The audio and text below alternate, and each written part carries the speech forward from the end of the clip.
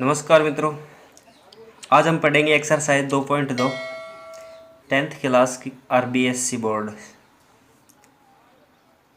Question number first है, निम्नलिखित संख्याओं के को अभाज्य गुणनखंड के गुणनफल के रूप में व्यक्त करना है। अभाज्य गुणनखंडों के गुणनफल के रूप में व्यक्त करना है। तो सबसे पहली जो संख्या हमारे पास 468 तो 468 में हम भाग दे के देखेंगे 2 का, तो 234, फिर 2 का भाग देंगे 117, 3 का भाग देंगे तो 39, 3 का देंगे तो हमारे पास आएंगे 13, और 13 का भाग देंगे तो आएगा 1। इसलिए 468 को हम अभाज्य गुणनखंड 2 की घात 2, 3 की घात 2 और 13 की घात 1 के रूप में व्यक्त कर सकते हैं। सेकंड क्वेश्चन है 945, इसको भी अभाज्य गुणनखंडों के गुणनफल के रूप में व्यक्त करना है। तो यहाँ हमारे पास आएंगे 945 में भाग देंगे सबसे पहले 3 का, तो जाएगा 315 बार, फिर 3 का भाग देंगे तो जाएगा 105 बार, फिर 3 का देंगे तो जाएगा 35 बार, फिर 5 का देंगे तो जाएगा 7 बार, और 7 का देंगे तो जाएगा 1 बार। इसका मतलब 945 को हम लिख सकते हैं 3 की घात 3 गुणा 5 की घात 1 और गुणा में 7 की घात 1। इस प्रकार से हम इसको अभाज्य गुणनखंडों के गुणनफल के रूप में व्यक्त कर सकते हैं। ऐसे ही कुछ संख्याएं और हैं। थर्ड क्वेश्चन की बात करें तो 140, फोर्थ क्वेश्चन की बात करें तो 3825 और फिफ्थ क्वेश्चन की बात करें तो 20570। इन सब को भी इसी प्रकार से अभाज्य गुणनखंडों के गुणनफल के रूप में व्यक्त करना है, तो आप आसानी से कर सकते हैं। सेकंड क्वेश्चन, पूर्णांकों के निम्नलिखित युग्मों का महत्तम समापवर्तक यानी एचसीएफ एवं लघुत्तम समापवर्तक यानी एलसीएम ज्ञात कीजिए। लघुत्तम समापवर्त्य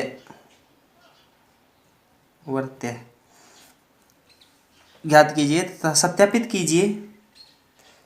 कीजिए कि एचसीएफ और एलसीएम बराबर पूर्णांकों का गुणनफल।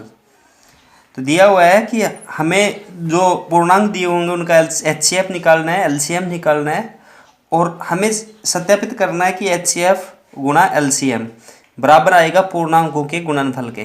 तो सबसे पहले हमें जो संख्या दी हुई है 96 और 404, तो पहले इनका अभाज्य गुणनखंड करना है। तो 96 को हम लिख सकते हैं, 96 को यहाँ करके देखते हैं, 96 को लिख सकते हैं, ये 96 है हमारे पास, 96, इसमें 2 का भाग दिया 48 बार, 2 का दिया 24, फिर 2 का देंगे 12, 2 का देंगे 6, फिर 2 का भाग देंगे 3 और 3 का देंगे तो 1 बार। 1 2 3 4 5, 2 की घात तो 5 और गुणा में 3 की घात 1। इसी प्रकार 404 को भी करेंगे, 404 को करेंगे तो 404 में 2 का भाग दिया तो 202 बार, फिर 2 का भाग दिया 101 बार। तो यहाँ हमारे पास आया 2 की घात 2 और गुणा 101। इस प्रकार से इसके पहले अभाज्य गुणनखंड करेंगे। अब हमें इसका एचसीएफ निकालना है। तो एचसीएफ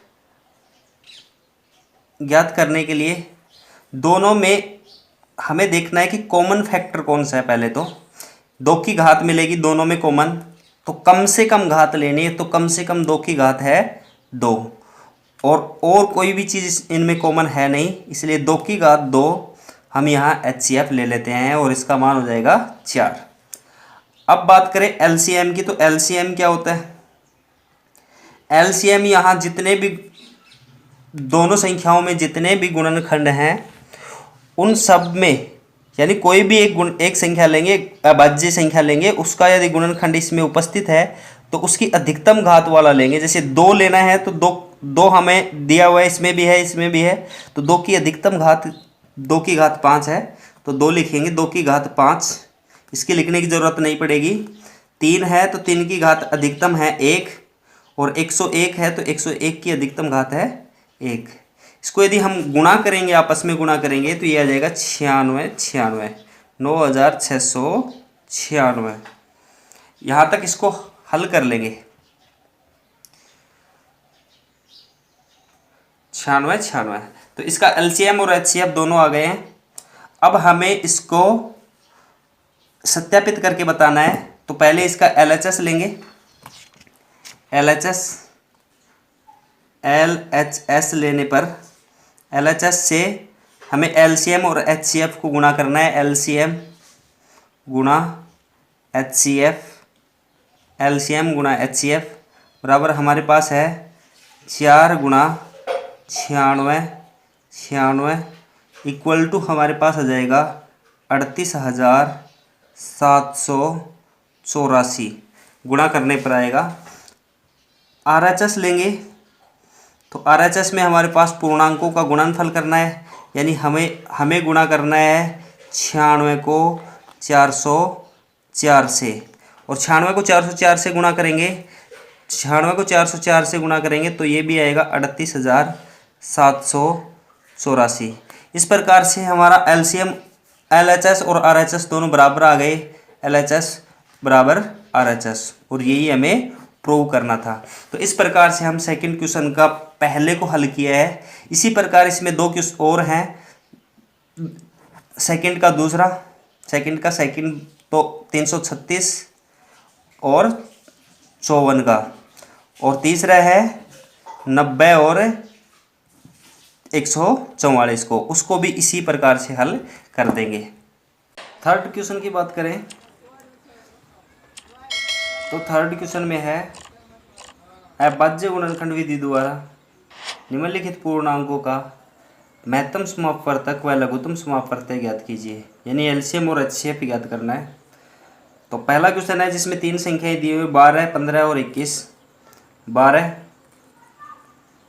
प्राइम फैक्टर करने इनके 12, 15 और 21 के।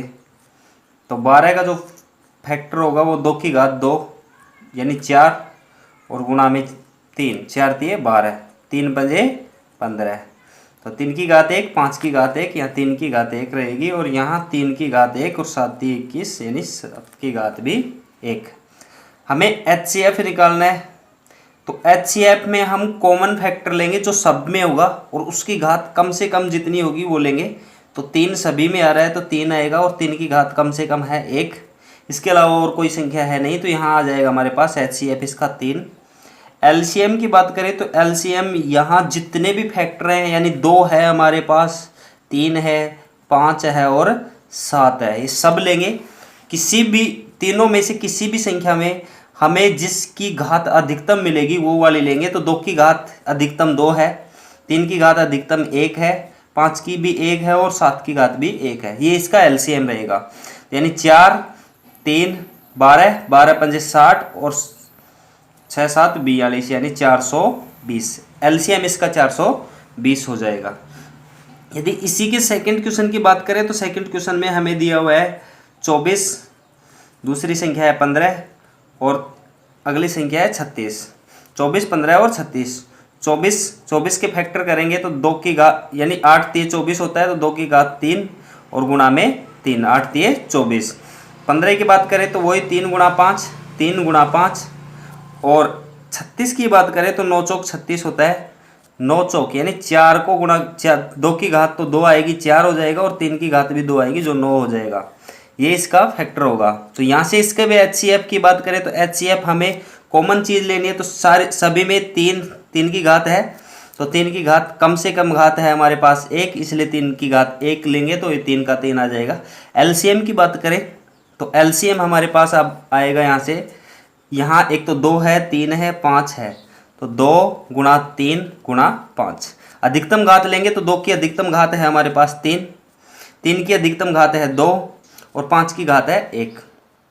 गुणा करने में पर हमारे पास आएगा ये तो 8, ये 9 और ये 5, सबको गुणा करेंगे तो 360। इस प्रकार से और भी इसमें जो क्वेश्चन बचे हुए हैं उन सबको आप आसानी से हल कर लोगे। फोर्थ वाला क्वेश्चन है कि किसी वर्ताकार पथ में एक पूरा चक्कर लगाने में एक पूरा चक्कर लगाने में रमन जो समय लेता है वो 12 मिनट लगाता है और अनुप्रिया जो समय लेती है वो 18 मिनट लगाती है। यानी यहाँ से शुरू करके और यहाँ वापस पहुँचने में रमन को 12 मिनट लगते हैं और अनुप्रिया को 18 मिनट लगते हैं। तो क्वेश्चन में पूछ रहा है कि यदि दोनों एक ही समय पर यहाँ से शुरुआत करें और एक ही दिशा में दौड़ना शुरू करें तो दोनों पुनः इसी बिंदु पर कितने मिनट के बाद में मिलेंगे। तो ऐसा क्वेश्चन जब भी आएगा तो उसमें हमें एलसीएम लेना होता है, एलसीएम। तो यहाँ हमें इन दोनों संख्याओं यानी 12 और 18 का एलसीएम लेंगे। तो इनके गुणनखंड करोगे तो 2 की घात 2 गुणा में 3 और 9 दूनी 18 होता है, 2 की घात 1 गुणा में 3 की घात 2, इस प्रकार से आएगा। तो एलसीएम लेने के लिए हमें एलसीएम के लिए हमारे पास 2 और 3 2 फैक्टर हैं। इनकी अधिकतम घात इसमें 2 है और इसमें भी 2 है। तो ये 4 आएगा, ये 9 आएगा, 9 चौक 36 मिनट। तो यहाँ हम बता सकते हैं कि 36 मिनट के पश्चात ये दोनों पुनः इसी बिंदु पर वापस मिल जाएंगे। 5th वाला क्वेश्चन है जिसमें लिखा हुआ है कि एक संगोष्ठी में हिंदी के 60 प्रतिभागी हिस्सा लेते हैं, इंग्लिश के 84 प्रतिभागी हिस्सा लेते हैं और मैथ के 108 प्रतिभागी हिस्सा लेते हैं। तो क्वेश्चन ये है कि प्रत्येक कमरे में बराबर संख्या में एक ही विषय के प्रतिभागी बिठाए जाए तो कम से कम कमरों की संख्या ज्ञात करो। तो यहाँ हमें जो प्रतिभागी दिए हुए हैं वो फिक्स हैं। कमरे कम से कम चाहिए, इसका मतलब अधिक से अधिक अभ्यर्थी या प्रतिभागी बिठाए जाने चाहिए। और जब भी हम किसी भी संख्या में अधिक से अधिक ज्ञात करना होता है तो उसका हम HCF निकालते हैं। तो हम यहाँ सबसे पहले इनका क्या निकालेंगे, HCF। तो एक हमारे पास संख्या जो है 60 है, 84 है और 108 है। इनका अधिकतम निकालने के लिए हमें क्या निकालना है, HCF। तो पहले इनके गुणनखंड करेंगे। तो गुणनखंड होंगे 60 को लिख सकते हैं 12 पंजे 60, 12 को लिख सकते हैं 2 की घात 2, 3 की घात 1 और 5 की घात 1। 12 संते 84, 12 को 2 की घात 2 और 3 की घात ये सेम और 7 और 12 नाम 108। 12 को लिख सकते हैं 2 की घात 2 और 3 की घात 1, लेकिन 9 को 3 की घात 2 लिख सकते हैं, इसका मतलब 3 की घात 3। इस प्रकार से हमारे पास इसके फैक्टर आएंगे। हमें HCF चाहिए, तो HCF हमें HCF चाहिए। तो HCF निकालने के लिए हमें पहले देखना है कि 2 सभी में है तो 2 की घात कम से कम 2 आ रही है, 3 की घात लेंगे लेकिन कम से कम हमारे पास 1 है और कोई भी कॉमन है नहीं तो इन सब को लेंगे। यहाँ हमारे पास आ जाएगा 2 की घात 2 का मतलब 4 और 3 की घात 1 का मतलब 3, गुणा करोगे तो 12। तो एक कमरे में 12 अभ्यर्थियों को बिठा सकते हैं, लेकिन हमें चाहिए कि कमरे कितने कमरों की ज़रूरत पड़ेगी। तो हिंदी वालों में यदि 12 का भाग दें तो 5 बार जाएगा, तो 5 कमरों में तो हिंदी वाले आ जाएंगे। इसी प्रकार इंग्लिश वालों में यदि हम 5 का भाग दें, 12 का भाग दें तो 12 संते 84, 7 कमरे अंग्रेजी वाले रोक लेंगे। और इसी प्रकार मैथ वालों में भी यदि 12 का भाग दें तो 108 में तो 9 कमरे मैथ वाले रोक लेंगे। तो टोटल कमरों की यदि संख्या, कुल कमरे यदि हमें निकालने हो तो हमारे पास आ जाएंगे 5 + 7 + 9 और जोड़ेंगे तो 7 5 12 और 9 21 कमरों की ज़रूरत पड़ेगी। इस प्रकार से हमने एक्सरसाइज 2.2 कंप्लीट कर ली है। धन्यवाद। मेरा ये वीडियो आपको पसंद आए तो इसे लाइक, शेयर और सब्सक्राइब करना न भूलें।